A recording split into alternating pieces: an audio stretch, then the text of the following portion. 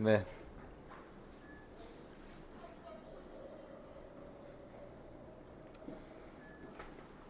아마 이론 강의는 마지막이 될 것 같아요. 그래서 주제를 제가 좀 고민하다가 이제 컨디셔닝이라는 걸로 잡았거든요. 이유는 우리가 하는 그 모든 행위의 어떤 결정체, 최종 종착역이 컨디셔닝이라고 하는 거라고 저는 생각 들거든요. 그래서 과연 이 컨디셔닝에 대해서 어떤 것을 무엇을 조금 고민해 봐야 할까라고 해서 마지막 주제를 이렇게 컨디셔닝으로 잡았고요. 목차는 컨디셔닝이랑 그다음에 누구에게 필요한 컨디셔닝인가, 그다음에 컨디셔닝 관리의 노하우, 그다음에 트레이닝 프로그램 이렇게 구성을 했어요. 그래서 이제 여기서 보시면 컨디셔닝은 여기 뭐 굵은 줄로 된 몸의 어떤 그 변화되는 약간 그런 능력들에 대한 집합체, 그러니까 항상성, 그 항상성을 가지고 이 항상성이 뭐 올라가거나 내려가거나 뭐 이런 것들의 어떤 총 집합체라고 보시면 될 것 같아요. 그래서 이제 그 피라미드로 보면 대략은 뭐 브리딩, 슬립, 마인드셋, 뉴트리션, 예를 들어 플렉시빌리티, 스피드, 스트렝스, 컨디셔닝 이렇게 나오거든요. 근데 최근에 이제 제가 이제 뭐 병원 쪽하고 일을 하면서 환자들 또는 여기서도 마찬가지지만 이 안 좋은 분들의 이 항상성이라고 하면 그 항상성은 굉장히 작은 부분에 의해서 깨지기도 하고 좋아지기도 하는 약간 그런 구조를 가지고 있는 것 같아요. 그게 제가 경험해 본 선수들과는 좀 다른 것 같아요. 선수들은 피지컬이 좋고 체력이 좋다 보니까 어떤 환경의 자극을 받아도 크게 흔들리지 않는데 이게 체력이 약하거나 또는 어떤 질환에 노출돼 있거나 나이가 많다면 이 항상성 컨디셔닝의 어떤 그래프는 굉장히 많이 흔들린다. 그래서 그게 아무래도 조금 더 센시티브해지는 것 같다는 생각은 들어요. 그래서 이제 이 컨디셔닝이 사실 이 리커버리랑 관련이 많은데 보시면 아까도 보여준 것처럼 슬립, 그러니까 잠을 자는 것, 그 다음에 이제 몸을 그 관리하는 방법, 그 다음에 뉴트리션, 영양에 관련된 부분, 그 다음에 뭐 예를 들어서 운동 프로그래밍, 뭐 모니터링, 그 다음에 수분, 그 다음에 뭐 컴프레션, 그 다음에 EMS 뭐 이런 것들을 통해서 우리의 리커버리를 돕게 되는데요.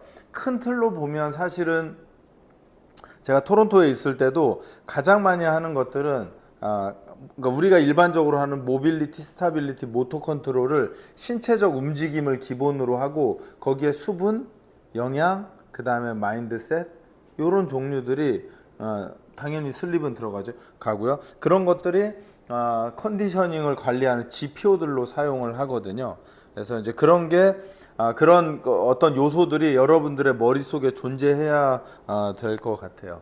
그래서 여기서 보시면 뭐 다양하긴 하지만 잠은 7에서 8시간을 잔다라고 그렇게 되어 있어요. 자야 한다. 이게 기본적이고요.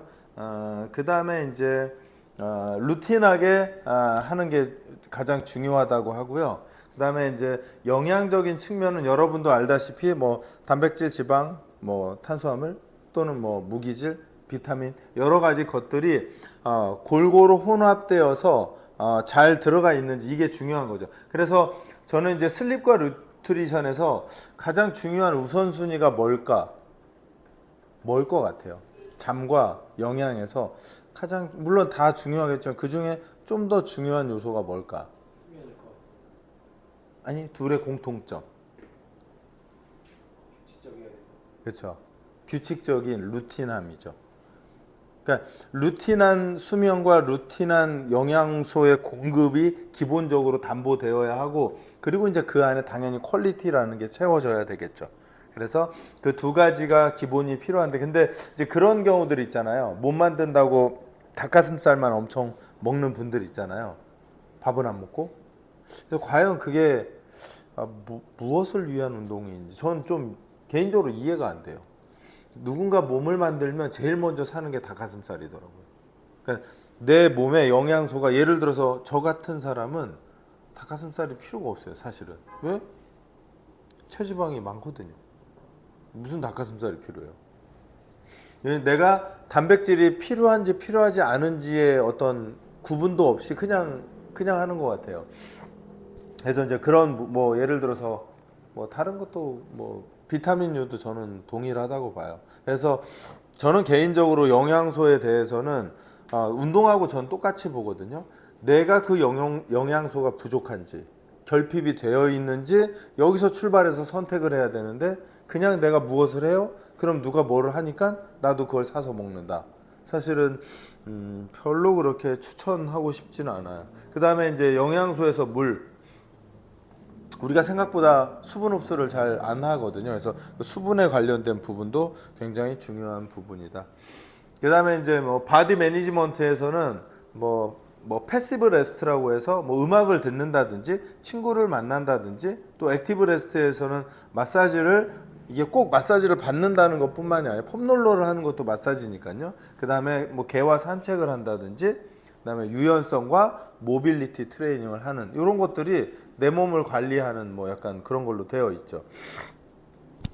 그다음에 이제 모니터링은 이제 리커버리를 위해서 필요한 건데요.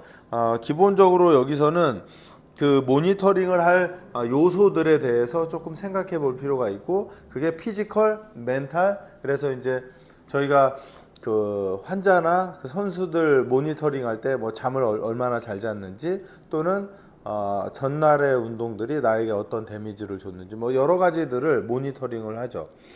그 다음에 뭐 근육통은 생겼는지 어쨌는지 그 다음에 그래서 그 트레이닝이 아주 간단하게 보면 과했는지 괜찮았는지 부족했는지 이걸 찾아서 그 다음 운동을 구성하기 시작해야 되니까요. 그래서 기본적으로 모니터링은 그 다음 처치를 위한 어떤 준비라고 보시면 될 것 같아요.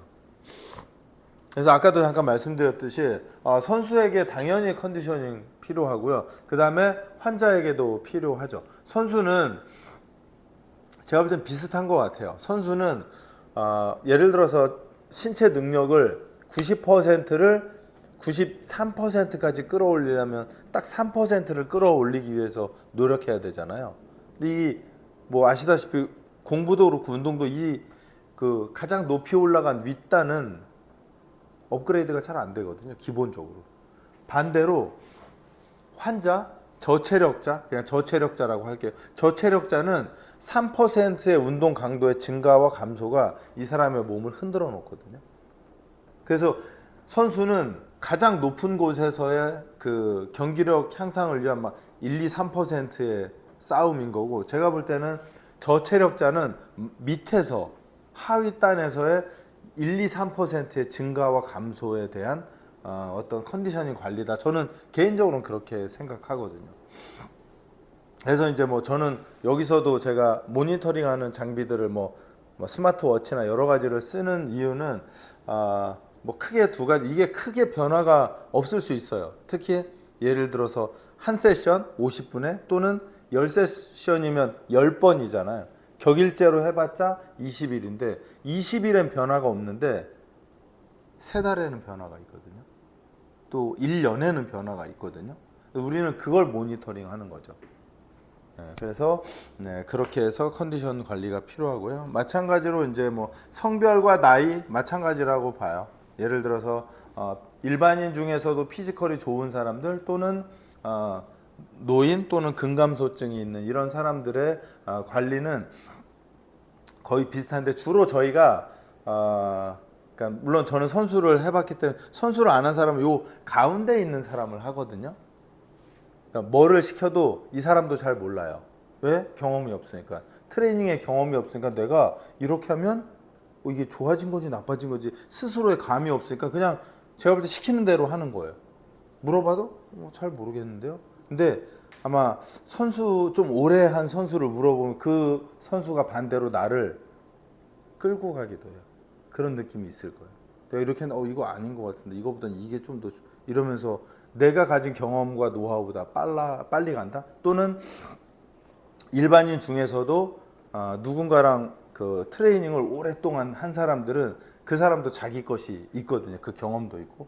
그래서 이제 그런 게 좀 차이가 있다. 그래서 그런 분들이 사실은 뭐 약간 뭐 세션당 금액을 높게 받거나 주는 사람들이에요. 그냥 주는 사람들은 그냥 아, 네, 무조건 좋죠. 왜? 내가 여러 가지 경험을 해본 게 없으니까. 그래서 이제 그런 게 좀 있고요. 그래서 저는 최근에 나이 드신 분들하고 이렇게 얘기하면 그 식사하고 이런 거 보면 되게 전문가처럼 지식을 가지고 있다. 그래서 그런 측면에서 또 배우는 것도 많아요. 그래서 이제 생애 주기별 운동들이 분명히 존재하고 영아, 유아, 초중고, 대학생, 중장년, 노인에 따라서 운동의 목적과 포커스는 모두 달라질 거다. 그들의 체력 수준 또는 그들의 요구.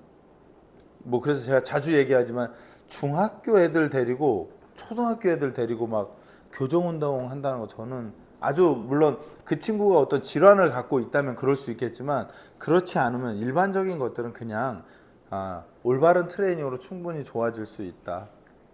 그 다음에 이제 예를 들어서 나이대별로도 이렇게 나누지만 그 고객 중에 자기가 좋아하는 스포츠가 분명히 존재할 거예요. 없을 수도 있고. 그래서 저 좀 전에도 제 회원하고 카톡하고 왔는데 몸이 안 좋아서 골프 옷을 다 당근에다 내놨다고. 근데 요새 좋아져서 이거 안 팔아도 될까요? 그래서 제가 우선 팔지 말라고. 우선 골프 치자고. 우선 올 겨울 지나고 봄 되면 골프 할 수 있게 몸을 만들어야 되니까 우선 팔지 말라고. 왜냐하면 운동이 뭐 제가 자주 재미가 없잖아요. 재미가 없어서 재밌는 무엇을 위해서 이 운동을 해야 견디는 의미가 존재하거든요. 그래서 이제 저는 그 원하는 스포츠, 원하는 그 뭐 니즈잖아요. 그분이 원하는 또는 뭐 누군가는 뭐 강아지랑 1시간 산책하고 싶다. 이것도 그들의 요구가 되는 거니까 이제 그런 것을 찾아서 이 컨디셔닝을 맞춰주는 게 필요하다. 그 다음에 이제 이 컨디션 관리에는 이제 내적인 게 있고 외적인 게 있거든요. 그 다음에 이게 이제 부상의 리스크 팩터인데요. 이 부상의 리스크 팩터들이 거의 다 컨디셔닝에 영향을 주는 직간접적인 것들이에요. 당연히 나이, 그 다음에 젠더, 그 다음에 바디 컴포지션, 그 다음에 뭐 건강, 그 다음에 피지컬 피트니스, 그 다음에 뭐 운동의 이제 스킬 능력. 왜냐하면 잘못된 스킬 능력도 부상을 주게 되니까 이런 것들이 이제 부상을 일으키는 원인들로 가서 그게 부상을 가져오니까 사실은 우리가 인저리를 관리한다 또는 컨디셔닝을 관리한다는 것들은 어떻게 보면 이 인터널 리스크 팩터 얘를 관리한다고 생각해도 저는 무방하다고 봐요. 그러면 사실 우리가 해야 할 게 되게 많거든요. 되게 많아요. 그런데 반대로 많기 때문에 반대로 누구도 흉내내기 어려운.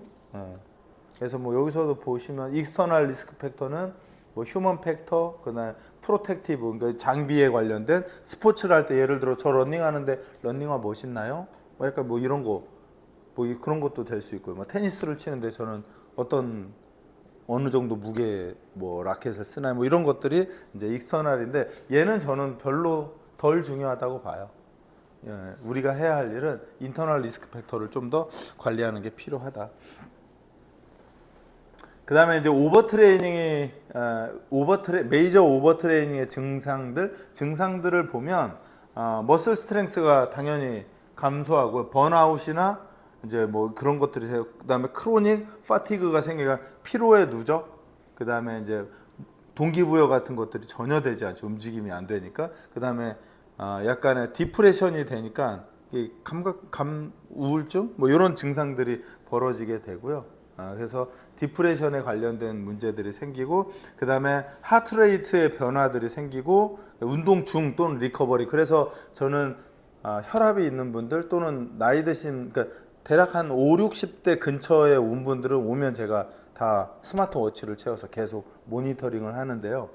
되게 특이한 거는 술 드시고 그러니까 과음하고 다음날 오잖아요. 시작부터 95, 100에서 시작해요.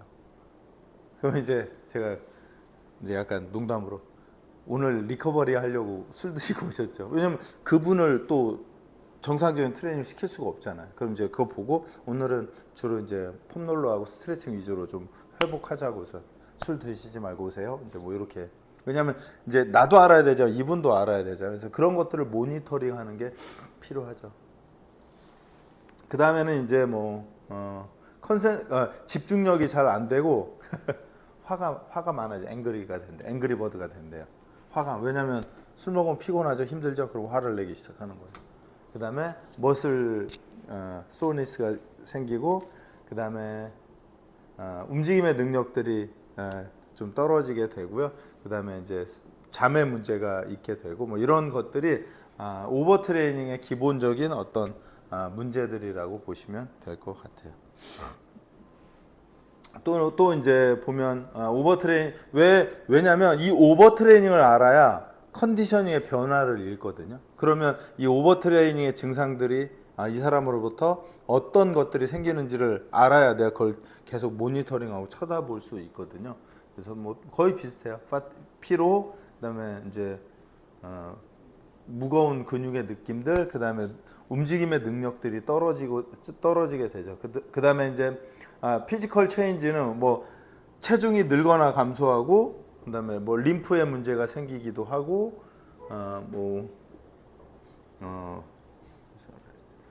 휴식 시의 하트레이트 이런 것들의 변화, 그다음에 급격한 이 땀 같은 것들이 많이 난다고 하죠. 그래서 이런 것들을 좀 모니터링 해야 되고, 기분에 관련된 부분, 그다음에 슬립에 관련된 부분, 잠에 그래서 잠을 숙면을 했는지 아닌지, 몇 번을 깼는지, 몇 시간을 잤는지. 그래서 특히 저는 약간 나이 드신 분들은, 젊은 사람은 사실은 좀 덜 하잖아요. 잠을 조금 못 자도. 그래서 이제 그런 것들을 조금 확인할 필요가 있어요. 그래서 기본적으로는 이제 우리가 이제 요 빙산의 윗부분을 대략 한 10%라고 하는데요. 이게 이제 어떤 현상으로 나타나기 시작하는데, 그 현상의 밑부분에 나타나는 것들은 대략 슬립, 스트레스, 영양, 그다음에 에너지, 그다음에 모티베이션, 릴렉세이션, 이런 것들이 기반이 돼서 그 사람의 컨디션을 나타내는 것들이니까, 우리가 확인해야 될 것들은 최소한 요 정도는 확인해 줘야 되는 거죠. 그래서 이제 가장 중요한 건 제가 볼 땐 피로인데요. 그래서 이제 제가 계속 그 잠에 관련된 부분들을 계속 얘기해요. 저도 지금 잠 시간이 11시에서 지금 10시 반까지 땡겨졌어요. 한 5시쯤 일어나니까. 그래서 지금 이제 안 될 것 같아서 10시까지 땡겨야 될 것 같다는 생각이 드는데도 몸은 계속 약간 피곤한 상태인 것 같아요. 이게 잘 안 돼요. 좋을 때예요. 네. 그래서 피로에 가장 영향을 주는 것들을 좀 찾아서 좀 보면 좋을 것 같고요. 요거는 이제 생리학적인 부분이 같이 되어 있어요. 그래서 요거를 한번 살펴보시면 좋을 것 같고요. 그래서 만약에 피로가 생겼다라고 했을 때, 이제 그 생기는 문제는, 예를 들어서 이제 피로가 전혀 없다라고 했을 때는 맥시멈 스피드, 맥시멈 스트렝스, 그다음에 근력의 발현, 얘네들이 피로가 없으면 정상적으로 다 된다는 거예요. 근데 약간 피로가 생겼어요. 그러면 언에어로빅 그 파워 또는 기술적인 부분들은 괜찮다는 거예요. 하지만 얘네들은 떨어진다는 거예요. 스피드, 스트렝스는. 그 다음에 조금 더 만약에 피곤해졌어요. 그러면 글리코라이틱 그 용량이 줄어들고 에어로빅 파워가 여기까지는 괜찮다는 거예요. 하지만 이 파워랑 스킬, 스피드, 스트렝스는 떨어지게 되고요. 극도로 피곤해진다라고 하면 이렇게 되죠.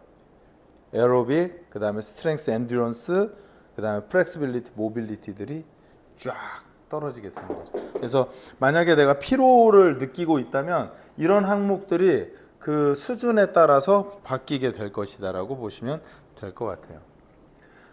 그 다음에 이제 슈퍼 컴펜세이션이라고 하는 건데요. 베이스라인에서 운동을 시작하면 당연히 피로해지니까 밑으로 떨어지게 되겠죠. 떨어진 상태에서 리커버리 되는 거는 베이스라인을 통과해서 올라오는 시점까지 기다리는 게 필요하죠. 근데 만약에, 그래서 확대를 좀 해볼게요. 지금 여기 보면은 에어로빅 워크 있고 언에어로빅 워크가 있는데요. 얘네에 따라서 회복되는 속도가 달라요. 에어로빅은 빠르게 회복되죠. 언에어로빅은 느리게 회복되거든요.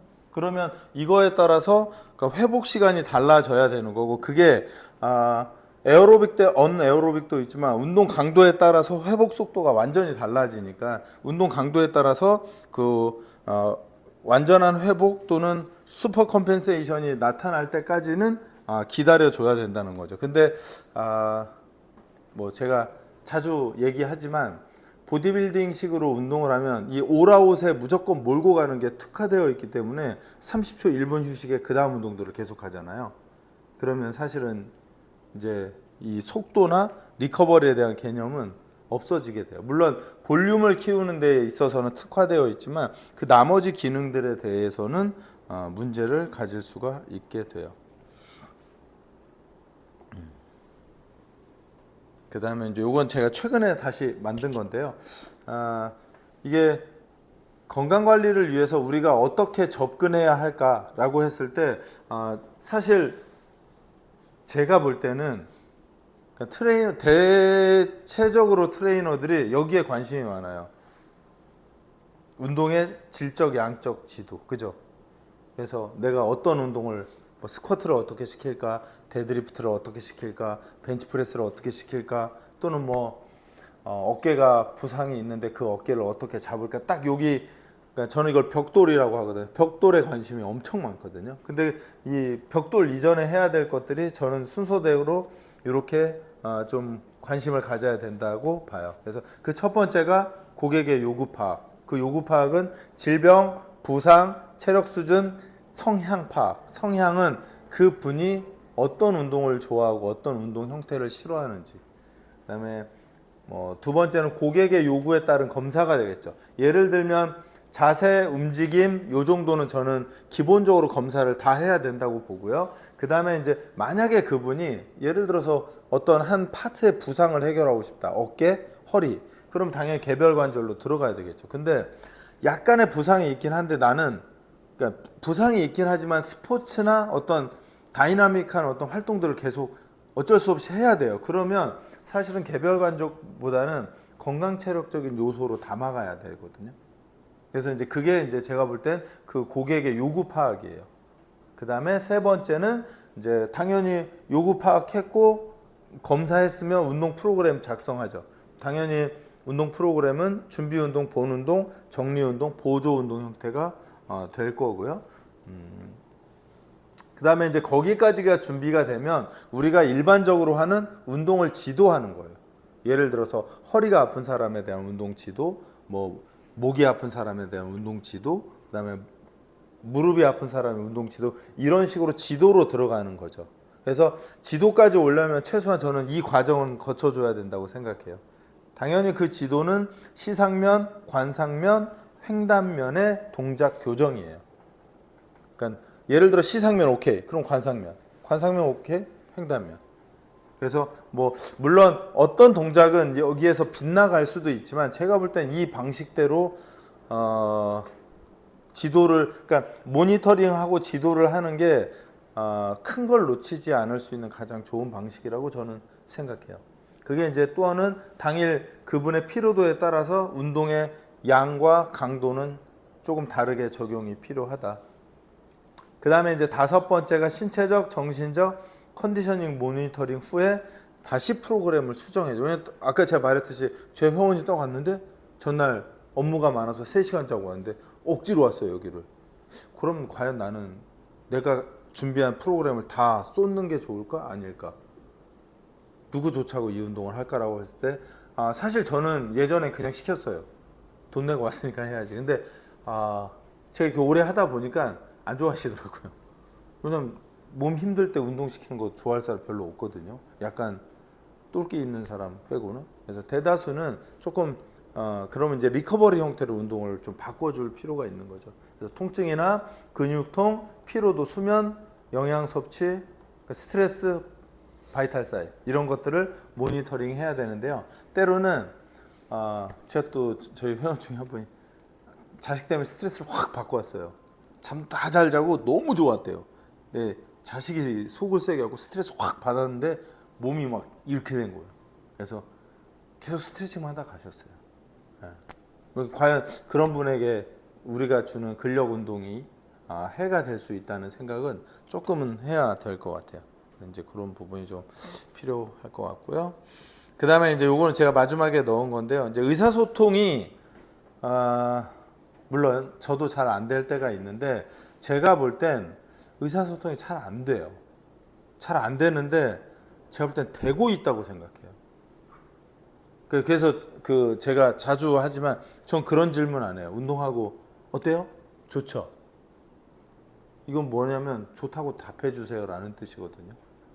그 다음에 이제 이게 아무리 뭐 나이 차이가 있고 뭐 그런 게 있어도 배우는 사람은 어찌 됐거나 눈치를 볼 수밖에 없어요. 그 대표적인 예가 그거예요. 예를 들어서 PT 하는 곳에서 5명의 PT가 있어요. 이 선생님하고 운동을 했어요. 이 선생님 운동하다가 이 선생님 하고 싶어요. 회원들 일로 잘 갈 것 같아요? 못 가요. 이상하잖아요. 내 돈 내고 내가 움직이는데 못 간단 말이에요. 그러니까 이게 우리나라의 좀 특수성이기도 해요. 못 가요. 내 돈 내고 내가 가는데 이 사람의 눈치를 봐요. 그러니까 이제 우리가 의사소통을 할 때 기본적으로 그분이 그렇게 되어 있다라는 생각을 하고 의사소통을 좀 해줘야 된다. 그래서 의사소통의 원칙은 대략 이렇게 7가지 정도가 있다고 그래요. 우선 되게 명료해야 된대요. 그래서 그 의미를 정확하게 이해할 수 있도록 명료하게 전달을 해야 되고요. 그다음에 두 번째는 일관적이어야 돼요. 근데 그 의사소통이 일관적이려면 뭐가 일관적이어야 되냐면 내 지적 능력이 일관적이어야 돼요. 왜냐하면 내 지적 능력이 움직이면 예를 들어 오늘은 모빌리티가 중요해요. 내일은 스타빌리티가 중요해요. 그 다음 날은 모터 컨트롤이 중요해요. 이렇게 되면 일관성을 잃게 되거든요. 그다음에 적시성은 의사 전달은 적절한 시점에서 이루어져야 하며 적시의 정보가 전달되지 않으면 효과가 없다. 적시가 뭐냐면 필요할 때 딱 해줘야 된다는 거예요. 한참 지나서 뭐 예를 들어서 이분이 뭐 스쿼트 운동을 했어요. 그러면 그 끝난 시점에 바로 피드백을 줘야 되는데 한참 지나서 피드백을 하면 이 사람의 감각도 떨어져 있기 때문에 정확하지 않거든요. 그다음에 적정성은 전달된 정보의 양이 너무 많거나 적으면 듣는 사람의 이해를 어렵게 하면 안 되고 그다음에 그 정보 활용에 따라서 조절돼야 된다. 이 사람이 그러니까 간단하게 말해 이 사람이 고객이 받을 수 있는 정보의 양 그다음에 레벨 그 두 가지에 의해서 선택적으로 해야 된다는 거죠. 그래서 뭐 이럴 때 제일 많이 나오는 게 고객의 능력이 3이면 내 정보는 4나 5를 줘야 되는 거죠. 그죠? 이 고객의 능력이 3인데 내가 2와 2를 주면 이 사람 환장하죠. 또는 이 사람이 능력이 3인데 내가 8짜리를 주면 이 사람은 계속 루저가 돼요. 그러면 이 고객의 현재 상황을 정확하게 그러니까 정확하게 판단하는 게 필요하죠. 그다음에 이제 배포성은 정보는 정확한 수신자에게 전달되어야 하며 정보의 전달 범위, 대상자가 명확하지 않으면 안 돼. 이건 약간 다수에 의한 아마 그룹 운동 정도에서 아마 이런 현상이 있을 것 같고요. 그다음에 적응성과 통일성은 의사 전달은 융통성이 있고 개별적이며 현실에 부합하는 적응성을 지녀야 하고 통일성은 각각의 의사 전달이 통일된 내용을 담고 있어야 한다. 이렇게 되어 있고요. 그 다음에는 이제 7번째는 관심과 수용인데요. 이게 내 고객에게 당연히 내가 관심을 가져야 정보 전달에 대한 그 내용들이 잘 준비가 될 거고요. 그 다음에 이 사람의 어떤 컴플레인 또는 그 사람의 어떤 요구 그걸 내가 수용할 수 있어야 되죠. 그럴 수 있잖아요. 이게 커뮤니케이션은 제가 어디선가 봤는데 그렇게 얘기를 하더라고요. 제가 동영상에서 본 것 같은데 커뮤니케이션이 잘 되려면 나를 알고 상대를 알아야 된대요. 왜냐면 나를 알아야 이 사람의 이야기를 내가 온전히 받았는지 아니면 왜곡시켜 받고 있는지 그죠? 그걸 알아야 이 정보가 제대로 왜냐면 A라고 들어온 걸 내가 A라고 받아야 되는데 A라고 온 걸 내가 B로 받으면 오류가 생긴 거잖아요. 두 번째는 내가 전달을 할 때 내가 A라고 전달을 할 때 이 사람이 A로 받을 수 있는 단어와 언어와 동작들을 써야 되는 거예요. 그래서 유시민 작가가 했나? 유시민 작가가 얘기했나? 그 두 가지가 소통의 가장 중요한 점인데 그러더라고요. 지혜로운 사람이 이 두 가지를 잘한대요. 나를 알고 상대를 알고. 그래야 소통이 되기 시작한대요. 그래서 이제 그게 아마 이 관심과 수용이라고 저는 생각해요. 왜냐하면 저도 뭐 초기에는 선수의 마야 됐어. 네가 뭘 알아. 그냥 내가 시키는 대로 해. 약간 주로 이렇게 했던 것 같아요. 근데 이제 그 선수에게서 어떤 소스를 들어서 그 소스에 의해서 내가 조금 더 이 사람에게 좋은 소스를 주는 어떤 가공이잖아요. 넘어온 소스를 제가 믹스해서 다시 넘겨서 이렇게 주는 건데 오는 걸 제가 막아버리면 튕겨 나가고 나는 내 것만 주고 그럼 이 사람도 안 받기 시작하거든요. 그래서 이런 관심과 수용 필요하고요. 그래서 제가 뭐 사적인 자리에서도 그런 얘기 많이 했던 것 같아요. 의사소통 잘 되고 있는지. 근데 이제 그러려면 아까 말한 내 스타일을 좀 알아야 하고 내가 약간 그런 사람 있잖아요. 과하게 이렇게 부풀리는 사람이 있고 그죠? 이렇게 뭔가 어떤 사안을 짧게 바스라고 하면 어깨 아파 죽을 것 같아요. 근데 바스 몇이에요? 그럼 3. 어깨 살짝 아픈데요? 바스 몇이에요? 8. 과연 내가 어떤 사람인지 또는 이 사람이 어떤 사람인지 아주 간단한 소통은 사실 이런 데에서부터 시작되거든. 그래서 저는 그걸 기준으로 이제 예전에 그 선수 중에 하나는 엄살 엄청 심한 선수가 있었어요. 그래서 제가 그 선수를 만나러 가면 세뇌하자, 속지 말자.